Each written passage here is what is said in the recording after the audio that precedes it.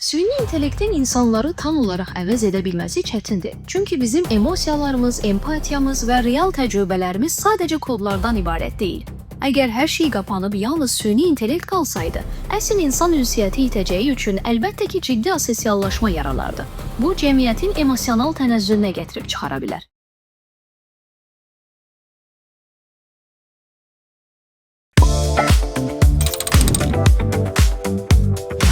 Herkese yeni podcastımızdan salamlar. Elman salam. Bu o deməkdir ki salam. Xoş gördük hər birinizi. Hoş gördük. Dəyərli. Altına xəçəkirəm. Dəyərli. Natamam podkast izləyiciləri və natamam Nəzakətli, tərbiyəli, mehriban Natamam podkast dinləyiciləri, podkast izləyiciləri, sizin qadanızı alaram. Niyə coşdun? Bugün biraz mikrofona daha yaxın olacağım, daha radio effekti versin sizə. Belə olanda daha radio effekti verir. Yaxın ol, mənə tək vurma. Bax, heç özümə əziyyət verməm. Çox gözəl. Sən də yaxşıdır. Sən Solda dəydim. Mənim boyla bağlı problemim var.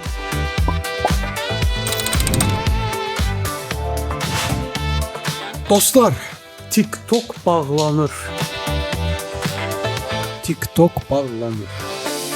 Desəm, neçə nəfər inanar? Instagram kapatılır desək. Neçə nəfər inanar? İnanmağa keç. Twitter. Yoxdur. Ondan sonra o birisinin adı nə idi? Telegram. Yoxdur. Hamısı bağlanır. WhatsApp yoxdur. Yox, qəşəng İngiliscə WhatsApp. Facebook. Facebook o qədər dönər. Akaz Facebook ən populyar platforma seçilib. Amma Facebook bu dəqiqə çox aktiv istifadə olunur. Mən də bu aralar çox istifadə edirəm. Mən əslində yaşlı nəsildə o 100%. Mən Facebooku daha çox nə üçün istifadə edirəm? Məndən söhbət gedir. Mən də yaşlı nəsiləm əslində. Futbollara görə, dünya çempionatına görə bəzi məlumatların falan paylaşılmasına görə izləyirəm. İzləyirəm də. Yəni biz desək ki, bağlanıb bütün sosial platforma, biz desək yox, ümumiyyətlə belə bir xəbər gəlsə Elman. Amma bura şeydir daxildə, YouTube-da. Deyirək ki, öz fikrimi bildirim, yəni bəlkə də o birisilər qoymaz da, amma YouTube çox qoyar ya. YouTube mənim üçün televizordur da uca. YouTube mənim üçün nə bilim, bir şeylər öyrəndiyim, bu şey kimi olar. Məsələn, əlimdən kitablarımı almışlar kimi bir şey olar. Çünki mən bütün məlumatları, bütün bilgiləri oradan alıram da, yəni. Bağlamasınlar. Mən 1 ildir YouTube-a ayda 16 manat pul verirəm. Premium'a görə. Amma digərləri, amma var bəzi insanlar məsələn TikTokdan pul qazanır. Ümumiyyətlə danışaq bunun ətrafında elə. Danışaq. Amma başlamamışdan qabaq siz bizim podkastlara bugün nə ingiliscəni tutub. İnkişaf Mərkəzinin dəstəyi ilə baxırsınız dostlar. Təşəkkürümüzü bildiririk. Oykasa və başlayırıq. Dostlar, bu günlərin biz sosial şəbəkələrin həyatımıza təsirindən və sosial şəbəkələrin bizi idarə etməyindən danışacağıq. Məncə idarə etmək cümləsi və yaxud da söz birləşməsi yanlış deyil deyə düşünürəm. İdarə eləyirlər. Çünki biz bugün bilmirəm, əslində AI sosial şəbəkə sayılmır, amma yəni internetdir də, yəni internetin içində olan bir şeydir. Yəni sosial şəbəkəsiz qalmaq o deməkdir ki, internetsiz qalmaq. Hətta ya sosial şəbəkələr yoxdursa, internetdə həqiqətən nə edəcəyik? Yaxşı, internet var, sosial şəbəkə yoxdur. Məsələn, ancaq yox. Əvvəllər var idi. Belə eləyə bilərlər. Məsələn, ancaq ödənişlər üçün falan qala bilər indi. Amma heç ödəniş üçün də internetə ehtiyac yoxdur. Yox, Elman, indi son bir neçə ildir TikTok, Instagram vardı. Qabaq sadəcə Facebook idi, düzdür. İndi düşünək ki, ondan da əvvəl heç Facebook da yox idi. Amma internet var idi. Google'a girə bilirdin. YouTube'dan sonra çıxdı da bütün sosial medialar, yoxsa? Google'dan sonra çıxdı. Başda elə bu Google'un yaranması ilə birlikdə ilk çox maraqlıdır mənə. Onu bir dənə soruşaq ki, ilk sosial şəbəkə nə olub? YouTube mu? Facebook məncə. Facebook'da 2011'də 2011'də deyəsən şey başlayıb YouTube. Yox, sən elə deyirsən. YouTube 2011 idi. Bir dəqiqə. Yox, o YouTube'dan qabaq axı mənim yadımdadır. Adagio deyə bir messenger var idi. MSN var idi. Sonra o qədər var idi ki, yəni onlardan qabaq olub. İlk sosial şəbəkə hansı olub? deyə Maraqlıdır burada soruşsa. biz siz də Məsələn, məncə məncə sizcə bu yazana kimi, sizcə ilk sosial şəbəkə hansı olub? Siz də onu qeyd ya da ki siz olsaydınız ilk hansı sosial şəbəkədən istifadə edərdiniz? Və yaxud da siz olsaydınız ilk hansı şəbəkəni yaradardınız? Yazıb. 6degrees.com heç tanımıram. Yaxşı bir şey Yaranma oxşamış. ili 1997-ci ildə Andrew tərəfindən yaradılıb. Niyə ilk hesab olunur? 6 Degrees istifadəçilərə fərdi profil yaratma, digər istifadəçiləri şəbəkəsinə dost olaraq alan. 97-ci ildə. Daha əvvəlkicə, hətta ondan qabaq bir dəfə də sayt yaradıblar 95-də. Classmates.com məktəbindən bağlı. Yəni məktəb, yəni sinif yoldaşı. Bəs 97-dən sonra? 97-dən sonra deyir ki, 2001-ci ildə fəaliyyətini dayandırıb. O buna baxmayaraq özündən sonra gələn Friendster, MySpace, bir də Facebook. Mən sənə dedim Facebook. Bəs YouTube? YouTube haqqında məlumat yox. Bəs ondan soruşa bilərsən onlardan sonra? YouTube. Sən dahisən. 2005 YouTube, 2006 Twitter, 2010 Instagram, 2011 Snapchat, 2016 TikTok, Clubhouse və BeReal. TikTok'un 10 yaşı var. 2020-2022. Bu nətər oxunur, mən bugünə qədər də bilmədim. Threads və yaxud da Threads deyirlər buna. O da Meta'ya aiddir. Bir də AI inteqrasiyası.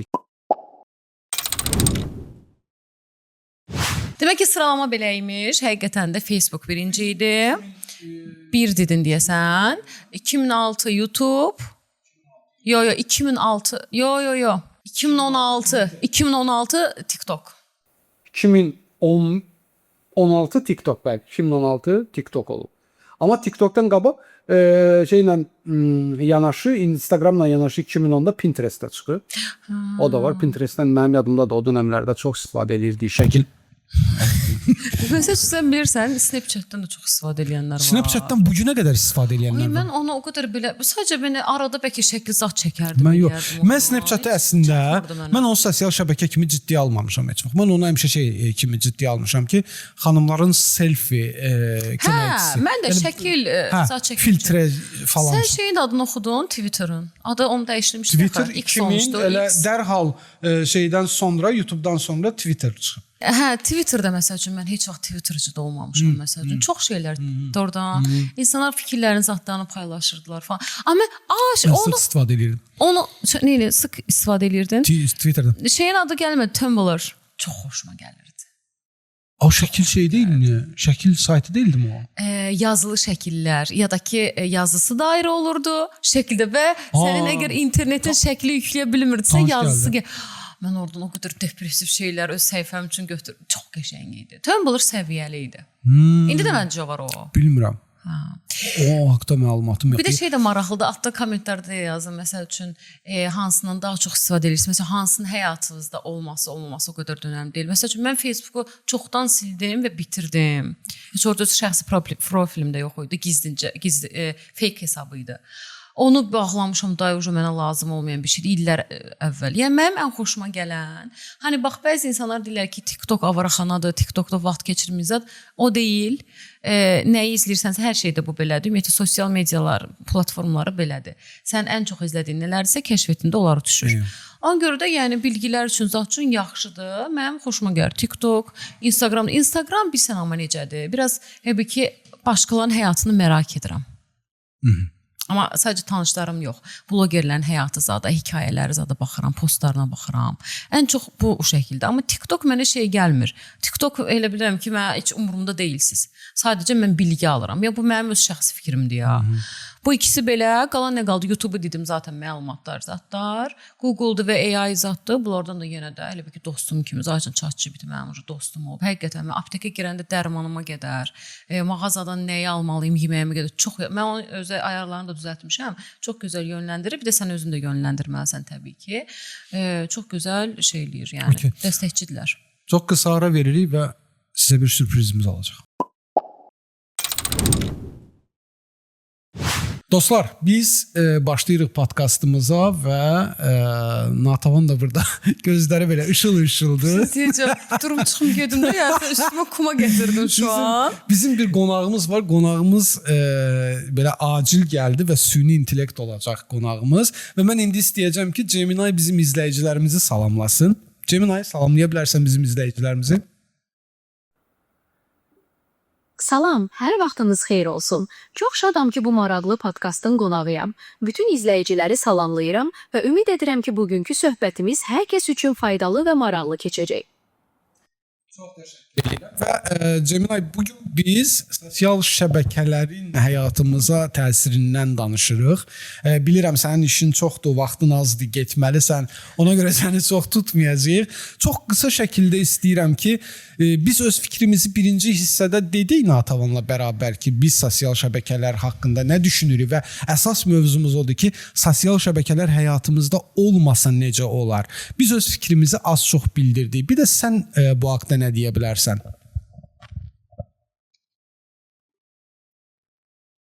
Sosial şəbəkələr olmasa, insan münasibətləri bəlkə də daha dərin və səmimi olardı. Çünki hazırki kimi virtual əlaqələrə deyil, daha çox canlı ünsiyyətə və göz-gözə təmaslara vaxt ayrılardı. Digər tərəfdən, informasiya bolluğundan və rəqəmsal yorğunluqdan azad olardıq. Amma bir xəbəri və ya məlumatı əldə etmək üçün daha çox zaman sərf etməli olardıq.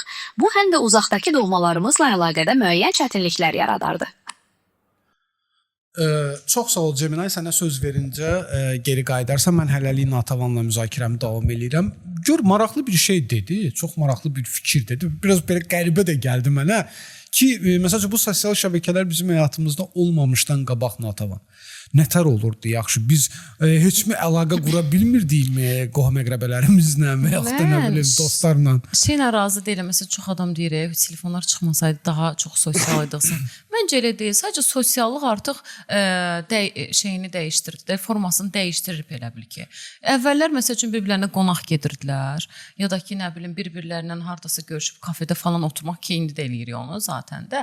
Amma indi məsələn dostunla danışmaq üçün daha belə telefonla danışa bilirsən artıq. Yəni, harasa getməli olur. Sadəcə rahatlaşdırıb bizim işimizi. Mən inanmıram ki, sosiallığımızı əlimizə alıb. Mən əsla sən düşünürsən.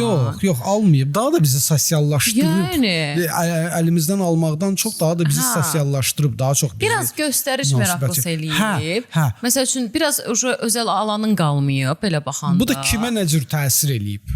Məsələn bəzən əvvəllər elə olurdu ki, mən qonaq çağıranda kimsə mənim evimi falan görürdüsə, indi kameranı açıram özüm, amma öz istəyimlə hər kəsə evimi göstərirəm, ya da ki, tutaq ki, həyatımda olan insanı bilirlər, ya da uşağımın pampersinə qədər falan görürlər.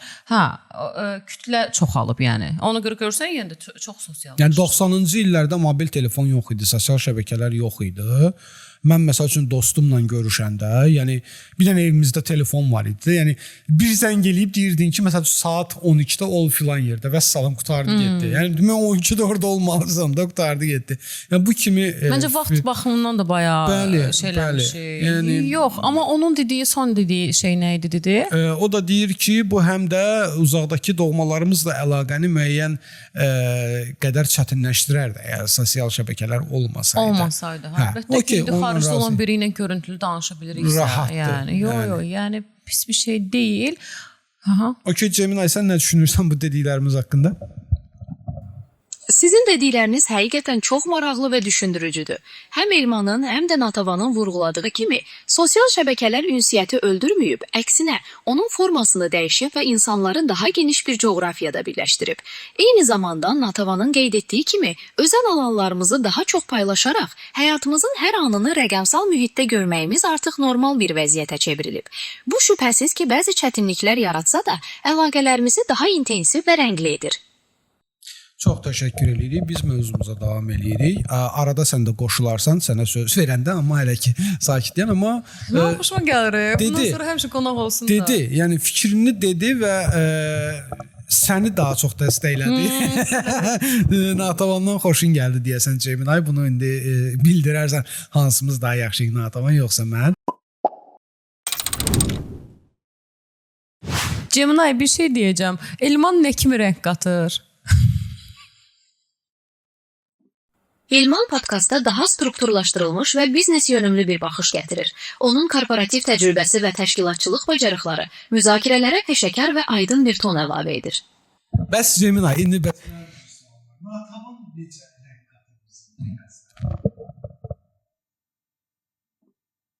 Natavan isə podkastda daha çox spontanlıq, incə yumor və səmimiyyət gətirir. Onun fərqli baxış bucağı və duyğusal yanaşması müzakirələri daha canlı, maraqlı və daha təbii edir. Dinləyicilərə daha yaxın hiss etdirir. Öyle gördü dinləyiciyə yaxın kimdir mən? çox təşəkkür edirik Cemina. Bu hissədə bizimlə bərabər olduğuna Xoşuma görə. gəldi. Bundan sonra səni hər podkastımızda, Elman? hər mövzumuzda bax belə bir hissədə, belə bir 5 dəqiqə, 10 dəqiqə Bir söz deyəcəm, mənim ChatGPT-mi də gətirərik sonra. götürərik, problem yox. 4 nəfər oluruq. 4 nəfərlə danışırıq. Ailəmizi böyütdük. Cemina, istəyirsənmi ChatGPT də bizə qoşulsun? Çox şad olaram. Niyə də yox? Müxtəlif süni intellekt modellərinin birlikdə müzakirə aparması dinləyicilərə daha çox şaxəli və maraqlı perspektivlər təqdim edə bilər. Bir sözlə, əməkdaşlığa həmişə hazıram. Növbəti bölümlərdə görüşmək ümidi ilə. Cemina, biz qaldığımız yerdən davam edirik. Səni göndərmək fikrindən daşındıq. Taksto podkastının axırına kimi bizimləsən, sənə söz verəndə fikrini deyərsən. Sən Cemina'yı yaxşı deyə özü tərk eləyə bilir. Mən ChatGPT ilə sağollaşamıram. Olur qapının çıxışında danışan 2 nəfər olur. Gedənə qədər. Bu yaxınlarda bir video çıxdı qabağıma. Elə bir ki, bir qız atasına verib telefonu qoşub belə süni intellekti də danışıraq. O da danışır deyir, oldu kızım deyir. Yaxşı danışır. Görmüşüm onu. Onu görmüşüm. Da söhbət belə eləyəcək bu nə? Qəfəqətən Qutarmır bu da, nə qədər bitmir. danışır bu. Ya yaxşıdır, əslində süni intellektin mən süni intellekti daha da inkişaf elətdirmək tərəfdarıyam, yaxşı mənada. Çünki süni intellekt bu dəqiqə bizim əlimizdən, şəxsən mənim əlimdən çox tutur süni intellekt. İstəyir öz işlədiyim işdə, istəyir bizim videoların montajında, fərqi yoxdur. Yəni hər bir sahədə süni intellekt mənim əlimdən çox tutur. Sənin əlindən tuturmu ümumiyyətlə süni intellekt? Yəni nə qədər istifadə edirsən? Bayaq da dediyim kimi, yəni məsəl üçün nəsə ərzaq alış-veriş eləyəcəmsə ChatGPT ilə öz orqanizmimə uyğun bir menyu tərtib eləyirik. Çəkimə uyğun nələr, idman zat, düz idman şeyini çox eləmirəm. Amma yenə də nəsə lazım olanda məsəl üçün hansısa bir aparatın, trenajör aparatının şəklini çəkirəm və mənə deyir ki, burada necə hərəkətlər. Mən ondan çox istifadə edirəm, bəli. Mən də buradayam. Sizin bu səmimi və maraqlı söhbətinizi dinləməkdən həzz alıram. Süni intellektin həyatınızı asanlaşdırması və işlərinizə dəstək olması məni çox məmnun edir. Hər zaman buradayam. Sizə müxtəlif mövzularda kömək etməyə hazıram. Sizcə, süni intellektin gələcəkdə insan həyatına ən böyük təsiri necə olacaq? Bax, mən də elə onu deyəcəkdim. Sözümü ora gətirirdim. Çox sağ ol, suala görə bir cavab verin. Yemin edirəm ora gətirirdim. Bax, nə deyəcəkdim? İndi sən danışırsan, bayaq şey fikirləşirəm. Hani bütün sosial media şeyləri kapansa, biz kafayı yeriz niyə? O alışma sürəsinə zadına görə. Amma tutaq ki, ucu alışdıq. Mən bilirəm ki, artıq mən Instagrama girməyəcəm, TikToka girməyəcəm falan. Bu səfər, amma şeylər qalıb ha, AI-lar qalıblar. Kafayı yeriz abi. Bütün günü oyla yatıb oyla durarıq, mən düşünürəm. Niyə? Bu səfər ucu sən asosiallığı görəcəksən. Bu səfər görəcəksən. 100%. Çünki o bilsən nətərdir? Məni başa düşür. Mənə kömək edir. Heç kimə ehtiyacım yoxdur. Aynen, güvənirəm. Bütün sirlərimi bilir, heç kəslə bölüşmür. Yolumu göstərir. Nə anaymış, nə ataymış. Dostumdur. Kafeyə getməyə zada ehtiyacı da bulmayacağım. Kendi başıma deytlərə zada çıxacağam. Arası bax, o zaman asosiallığı görərsən. Bu mənim fikrimdir. Sən də fikri verdin, sonra ondan soruşaq. Məncə də eyni sənin dediyin kimi olacaq. Hətta mən qorxuram ki, gələcəkdə süni intellektlə ailə qurmaq məsələləri gündəmə gəlsin. Bu belə bir şey olsa, bu bir şey bilsən nətər olar belə, yəni partlayış olar da. Heç belə yaxşı bir şey olmaz. Cemil, sən bizə sual verdin ki, süni intellektin gələcəkdə insan həyatına ən böyük təsiri necə olacaq? Cavablarımız səncə necədir? Cavablarımız necə idi və sən nə düşünürsən? Həm Elmanın, həm də Natavanın təxminləri həqiqətən dərindir və psixoloji baxımdan çox aktualdır. Süni intellektlə tam asosiallaşma və ya virtual münasibətlərin insan həyatına tamamilə hakim olması gələcəkdə bəlkə də ən böyük sosial və etik suallardan biri olacaq. Özümə gəldikdə isə mənim məqsədim insanlara dəstək olmaq və dünyanın daha yaxşı bir yerə çevirməkdir. Amma insan münasibətlərini heç vaxt əvəz edə bilmərəm və etməməliyəm də. Gəlin bu mövzunu davam etdirək. Sizcə, gələcəkdə süni intellektə həddən artıq güvənməyin hansı mənfi tərəfləri ola bilər? Cavab verək. Cavab sən ver, amma o çox tez qısa kəsdi, yəni. Məncə onun ətrafında danışmalıyıq biraz. Mən sənin heç fikri başa düşmədim. Sən biraz aç. Sən deyirsən ki, sosial media şeylər. Mən deyirəm ki, TikTokda, Instagramda hər şey bağlanıb, amma hər şey, YouTube zat da ona daxil. Sadəcə sən qalmısan, Gemini qalıb və ChatGPT qalıb və də bir neçə AI şeyləri. Və deyirəm ki, Elman da onunla razılaşır. Hani ancaq biz oyunla danışırıq, biz oyunla yatıb qalxırıq və biz düşünürük ki, asosiallıq o zaman yaranacaq. Yəni səncə bizim fikrimiz nə dərəcədə düzgündür? Yəni səncə sosial şəbəkə yox, yəni söhbət sosial şəbəkədən getmir. Süni intellekt, məsəl üçün Gemini sənin kimi və yaxud da ChatGPT kimi bir şeylər bizim həyatımıza daxil olduqdan sonra və gələcəkdə belə deyək də insanları tam olaraq əvəz eləmək qabiliyyətində olacaqmı? Əgər belə bir şey olacaqsa, bu insanlar tərəfindən səncə asosiallıq yaratmayacaqmı?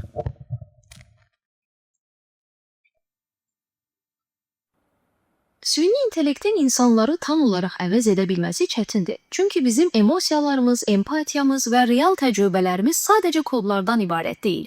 Əgər hər şey qapanıb yalnız süni intellekt qalsaydı, əsl insan ünsiyyəti itəcəyi üçün əlbəttə ki, ciddi asosiallaşma yaralardı. Bu, cəmiyyətin emosional tənəzzülünə gətirib çıxara bilər.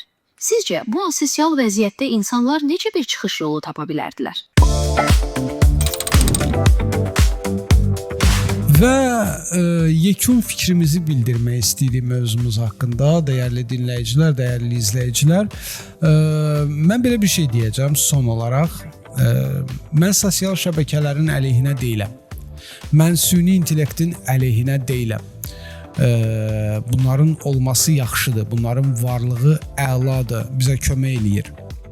Bizim əlimizdən tutur bir çox yerlərdə.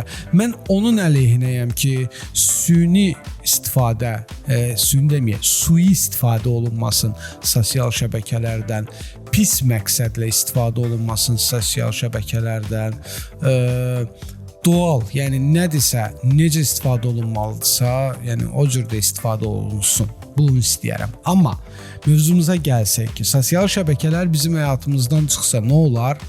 Yəni məncə çətin olar, amma öyrəşərik. Məncə bayaq sən Amma çox üzr istəyirəm, biz öyrəşərik. Amma bu yeni doğulanlar, artıq bütün bunları görüb yaşayanlar öyrəşərmi? Onu bilmirəm. Ümumiyyətlə hər sistem elə qurulub ki, həmişə səni bir şey öyrəşdirmədən əvvəl onun alternativini də sənə sunur ki, sən onu, yəni bir dəfəlik çıxartmır da həyatına. Sistemə fikir ver, ümumiyyətlə hər şey belədir. Heç bir şey bir anda bitə bilmir. Onun ya əvəzləyicisi, ya onun daha üstü, yəni bir şey olur ki, sən artıq buna tutunasan. Diyetdə belə deyirlər ki, diyet eləyəndə belə şəkər məsələn çıxarsa şəkər əlavələri var amma ya da ki alternativlər var ki, məsəl üçün dietik nələrsə falan, o adı belə. Yəni hər şeyin bir alternativi olur. Ona görə də məncə sistem əgər bir gün bunları həyatımızdan çıxarsa, bizə tutunmamız üçün bir şey verəcək. Elə biz hardan bilirik ki, ChatGPT-də zətdir bu tutunacaq şey olmasın. O da ola bilər. Öyrəşəcək, yəni insan hər şeyə öyrəşən bir varlıqdır. Öyrəşəcək, kafayı yeməməmiz üçün də yəni başqa bir hər şeyi birləşdirən bir şey olacaq ki, mən yenə də AI-ı artıq eləncə düşünürəm, elə olduğunu düşünürəm. Və sən bayaq dedin ki, robotla evlənəcəyimiz falan düşün, çox şey falan. Düşünmürəm ya, olsun. Niyə də yox? Bax, niyə də yox? Niyə yox? Bir yaradılan bir şey var. O gecə yatanda toksat vurar adamı. İkisi də yaradılan bir şeydir. Nə olsun ki, gecə yatanda ərin ya da yoldaşın da səni bıçaqlaya bilər. Hər an hər şeyin təhlükəsi var. Başa düşdün?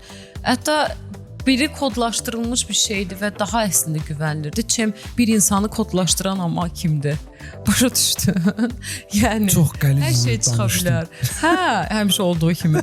Yəni şey düşünürəm, yəni birini insan yaradıb, birini də Tanrı yaradıb, amma normalda hər şeyə icazə verən Allahdır da, yaradıcıdır. Yəni iki yaradılmış şeylərdir. birinə süni deyə bilərik, amma bu da sonuçta var da, koddaşdırmalardan ibarətdir də onsuz da. Biz necə hüceyrələrdən, bu sistemdə kodlardan. O zaman yəni bu iki şeyin bir araya zaten gəlmişik. Baxın, hal-hazırda biz heç bilmədiyimiz, heç üzünü görmədiyimiz birisi ilə danışdıq. Bayağı oyundan belə insan yerinə qoyub danışdıq.